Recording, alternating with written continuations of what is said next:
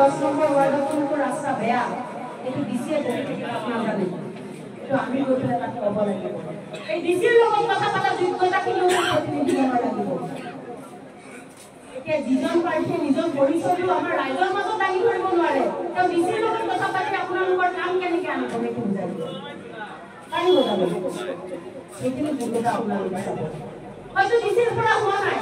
আমি পঞ্চায়ত মিনিষ্টাৰক লগ কৰিব লাগিব হয়তো মিনিষ্টাৰৰ পৰা হোৱা নাই কিবা কামত আমি পঞ্চায়ত কমিশনাৰক লগ কৰিব লাগিব হয়তো কমিশনাৰজন হিন্দী ভাষী হ'ব বা ইংলিছ ভাষী হ'ব এই প্ৰতিনিধিজনৰ এইখিনি শিক্ষাও লাগিব সেইখিনি যোগ্যতাও লাগিব যে হিন্দী ভাষাত কথা পাতি কলকাতা গাঁৱৰ বা তিনিচুকীয়া গাঁৱৰ এটা ৰাস্তা আমি কাম তাৰ পৰা আজৰি আনিব পাৰোঁ এই যোগ্যতাখিনি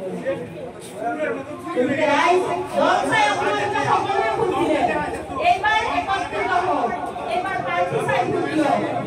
এইবাৰ প্ৰাৰ্থী চাই ভোট দিয়ক সকলো ৰাইজে যদি প্ৰাৰ্থী চাই ভোট দিয়ে যদি উপযুক্ত প্ৰাৰ্থী নিৰ্বাচিত হয় তেনেহ'লে কিন্তু আমাৰ সমাজৰ উন্নতি হ'ব আৰু আমাৰ সমাজখন উন্নতি হোৱাৰ অতিকৈ প্ৰয়োজন আমাৰ সমাজখন উন্নতি হোৱাৰ অতিকৈ প্ৰয়োজন গতিকে সকলো ৰাইজৰ দুৱা আশীৰ্বাদ বিচাৰিছোঁ আৰু অনাগত 7 তাৰিখে মতৰ গাড়ীত চলি মই তেনেহ'লে অহা 7 তাৰিখে কেন্দ্ৰ হ'ব আপোনালোকৰ